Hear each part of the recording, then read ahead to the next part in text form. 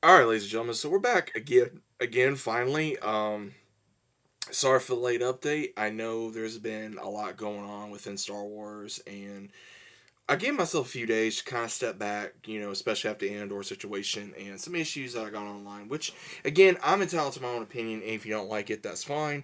But regardless, we are finally going to be talking about Star Wars: Tales of the Underworld. Now, again, going into this, I was okay, let's try to give it a shot. I enjoyed Tales of the Jedi. I enjoyed a little bit of Empire, but again, I thought it could have been better. About Barriss Offee, didn't really care too much, and then same thing with the other one. I just didn't really care. Now, again, going into this and seeing Ventress return, and again, hopefully you guys have seen this, and again, it's less than 25-30 minutes. It's not that long. And the first three is about Ventress right after the Dark Disciple novel, which I still need to read. But we had where Obi-Wan and Quinlan Voss returned Ventress to Dathomir. They put her in a pool. She had the ability to either transcend into the Force to be able to join her sisters or go back to the living, but she'd have to sacrifice her heart's desire, which of course is Quinlan Voss. She does choose to come back. Now, what we see is her kind of want to take a peaceful life, but then she runs into a young Jedi that is trying to go on the path, which again Quinlan Voss created, which we saw in Obi-Wan Kenobi, and she helps him throughout the first three episodes of trying to get him to quote unquote the unknown path. And we see her go up against a unknown Inquisitor, unsure who this was, and then even where he figures out who she is, she even tags up with bounty hunters. It goes bad, and she has to show him that I can be trusted. Same thing for the last episode where she meets a former separatist leader that knew who she was and knew she was good at the cause. And him and his granddaughter were trying to get water, and between the one Nico she met as well as Ventress, they are able to make peace with this unknown alien species and be able to say, hey, you've been stealing their water, but they're willing to make a compromise with you so both of you can have water. And so they're able to do that. They're able to show Nico where he needs to go for the path. And he makes the decision of staying with Ventress, which was kind of shocking. And it makes you wonder, where is he at? And is he still around with Ventress when we see her with, of course, Omega, in Bad Batch? So it kind of makes me wonder, how far off did Ventress go in her life to be able to live? And I enjoy Ventress, I really do. I liked how they were able to put the canon within this to be able to show it. Now, again, I think this was a lot better animation than with Tales of the Empire. I think they did a lot better. Tales of the Jedi, like I said, I enjoyed a lot more. And then going into Cad Bane, I feel like we got to see a lot of, what was the guy's name?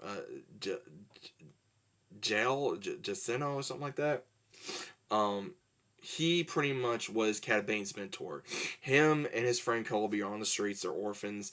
They meet this guy and they get money because he wants to use them for a heist, and because they keep going to this one convenience store to get candy, aka crunchies.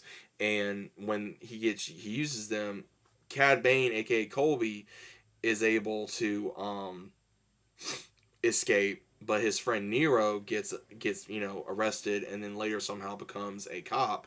And when Cad Bane's mentor gets gunned down by the marshal on his home field, he goes with his girlfriend Erin at the time, and he tries to get revenge. He does get revenge, but his girlfriend betrays him, so that way he won't go to jail, and he still goes to jail.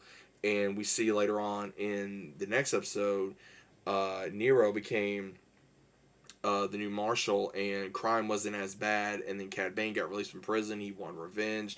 Come to find out, Aaron had a child. Obviously, it was Cad Bane's, and he's not able to figure this out to the very last episode, or the very last few minutes of the episode, where him and Nero have a standoff, and he's able to take him out, get revenge, but at the same time, it costs him finding out that he has a son. So didn't really shock me that he had a son.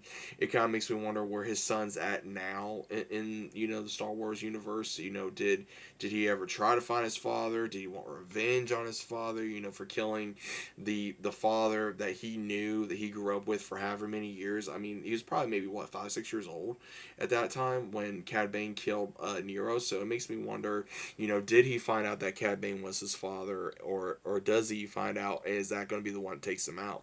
Because again, Cad Bane's a lot older in the Book of Boba Fett, and it makes you wonder: will he ever go up against his son, or will his son be his undoing? Will he be better than him? Because again, Cad Bane is a very big, quick draw. He he's one of the best bounty hunters within the Star Wars universe. So it makes me really happy that we got to see a little bit more about Cad Bane. But I would say this: I did enjoy Cad Bane. I did enjoy Ventress. I just wish they would give us just a little bit more time than what they have in the animation. And I still think for a lot of stories like this, I think that would be better if we kept it to animation style rather than live action, especially with all the issues we've been having in live action Star Wars. So again, that's just my opinion. I don't have really nothing bad to say about this. I enjoyed it. I really think that they need to keep going back to animation, like I just said. But other than that, that is just a quick recap of what happened in Tales of the Underworld. Hopefully, we get another season. Maybe we'll get Boba Fett. Maybe we'll get Jango Fett. Maybe we'll get other characters that we actually want rather than characters we don't want. But who knows? Let me know what you guys think about this down in the comments. Hope you guys enjoyed. And I'll see you as always on the next one.